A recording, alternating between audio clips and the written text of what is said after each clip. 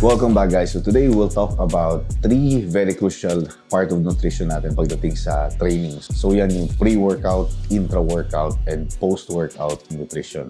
So ano ba yung kailangan mong kainin bago ka mag-workout, habang nag-workout ka, and then immediately after mo mag-training sa gym. Bakit yung sinabing importante ito? Kasi this will allow you to increase your performance sa gym and then at the same time, mas speed up mo yung recovery mo after mong mag-training. So very simple lang to na approach. I will show you kung ano yung kinakain ko sa pre-workout meal ko and then i-explain ko kung bakit yun yung kinakain ko, and intra-workout and then post-workout ano yung kinakain ko and bakit yun yung kinakain ko. Para maintindihan natin in basic terms kung bakit importante na ganun yung setup natin dapat sa mga meals natin revolving our training. Today is also a very special day kasi nandito tayo ngayon sa Luzon and we will spend a week dito sa Fairview and magte-training tayo sa KSYN Fitness Gym. So yung gym na pagmamayari ni Brother Ken Hanaoka. So 1 week tayo mag-gym doon and everyday gagawa tayo ng video and we will discuss various topics pagdating sa overall fitness, nutrition, ganyan, training. And then para ma-feature na rin natin yung mga gym equipments na meron dito sa KSYN Gym, matry natin yung mga equipments,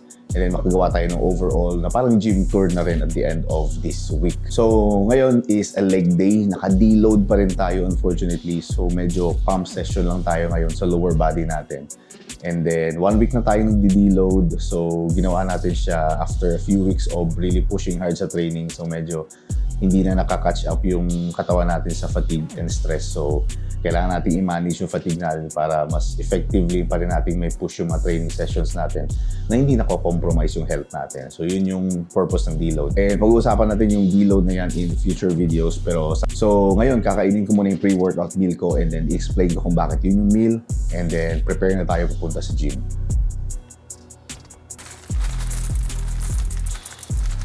So right now, ito yung pre-workout meal ko. So pakita ko lang. So very basic lang siya. Siguro tinatanong nyo about my cereal pero explain ko siya. Supposedly, yung pre-workout meal ko is 125 grams ng oats, 40 grams ng whey, and then 200 grams ng banana. Kaya siya merong cereal kasi wala akong banana ngayon kasi kakarating ko lang. So, hindi pa ako nakapag-grocery. Kaya pinalitan ko na lang ng cereal kasi meron akong dalang cereal galing sa bahay. So, unang mapapansin nyo sa pre-workout meal ko is mataas yung carbohydrates, di ba? So, cereal, carbohydrates, oatmeal, carbohydrates, and then meron tayong protein.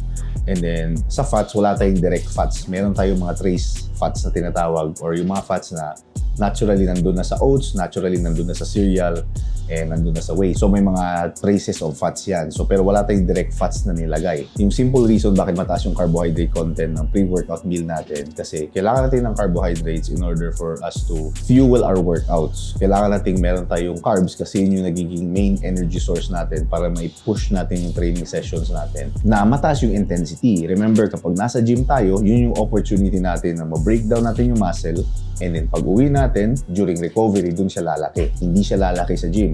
Dun natin siya i-breakdown or dun tayo magkukos ng punit, kumbaga. So kung hindi ka well-fueled sa training sessions mo, paano ka makakapag-train ng intense? Di ba mahirap kasi wala kang energy? So that is why yung pre-workout meal natin, majority niyan mataas yung carbohydrates. Yung protein natin standardized dyan. So kung ano yung normal na protein split mo sa mga meals mo, steady lang pa rin siya sa pre-workout meal mo. Yung fats, sinatanggal siya. Bakit? Kasi yung fats, pinapabagal niya yung digestion or absorption ng carbohydrates at hindi natin kailangan pabagalin. Kasi as much as possible, during our workouts, kailangan merong constant supply of glycogen na nanggagaling sa carbs na kinakain natin para nagagamit natin sa workout natin. So yun lang, kainin ko na itong pre-workout meal ko and then head out na tayo sa gym.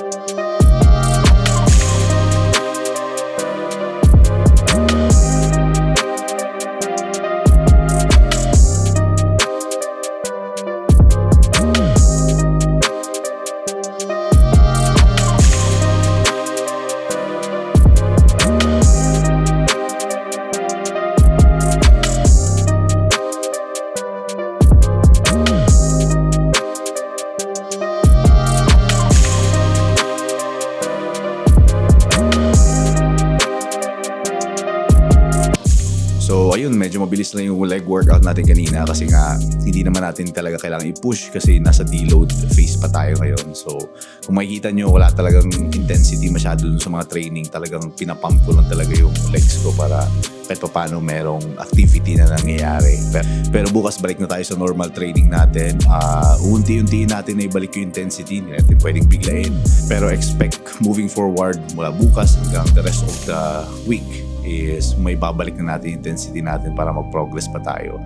So ngayon, habang hiniintay ko yung post-workout meal ko kasi medyo na-delay ako, niluluto ko pa lang yung post-workout meal ko, yung kanin niluluto ko pa lang. So habang naghihintay tayo, pag-usapan muna natin yung intra-workout nutrition. So kapag sinabi natin na intra-workout, ibig sabihin during, habang nasa gym tayo, habang nagtitraining tayo. Yung intra-workout nutrition, yan yung kinukonsume mo habang nag-workout ka. So kadalasan in liquid form yan. So ano ba talaga yung main goal ng intra-workout nutrition? Simply put, may restore yung hydration na nawala sa katawan natin. So alam naman natin kapag nasa gym tayo, habang nasa training sessions tayo, nadideplete tayo ng hydration or tubig and essential na mga minerals sa katawan natin. Kasi nga nagpapawis tayo and nag-exert tayo ng effort. So yung pinaka-simple na form ng intra-workout nutrition is tubig. So kadalasan, yung mga pumupunta sa gym, ninineglect nila yung importance ng hydration. So parang hindi nila masyado binibigyan ng priority. Remember na kapag nag-workout tayo or in general yung muscle natin kailangan ng tubig, hydration para sa muscle contraction, para sa fullness and pump, para mas maganda yung workout natin, para mas maganda yung performance natin. And then one step up dyan sa water na intra-workout nutrition mo, pwede kang gumamit ng BCAA or EAA. So yun yung branched chain amino acids or essential amino acids. So hindi na tayo papasok sa mga science stuff pagdating sa mga supplements na yan, but simply put, yan yung mga essential na mga amino acids or minerals na kailangan natin ma-restore sa katawan natin. Kasama na doon yung electrolytes kasi merong mga supplements na EAAs, for example, na combo siya na essential amino acids or BCAA na meron ng kasamang electrolytes. So ito yung example ng isang amino acid. Actually, EAA ito. So yan siya. So EAA, strong yung name niya and galing siya sa MHP na brand.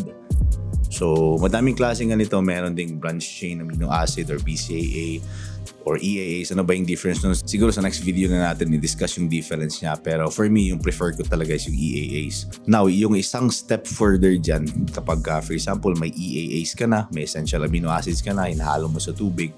And eto, nakadepende yan sa calorie intake mo, sa design mo, sa food mo. Pero pwede ka rin gumamit ng powdered na carbs or carbohydrates na powdered form. So since nasa travel ako ngayon, hindi ko dala yung lalagyan. Pero eto siya, nilagay ko na lang sa Ziploc. So eto, powdered yan na na carbohydrates. So pure carbohydrates lang to pero may flavor siya, meron namang walang flavor. So hinahalo ko rin yan sa water kasama yung EAAs ko and then yung carbs kasi naka-design yun na pasok talaga sa calorie intake ko. Yung post-workout meal natin sobrang basic pa rin. So same pa rin siya. Meron tayong rice, chicken, meron tayong cereal and then meron tayong whey.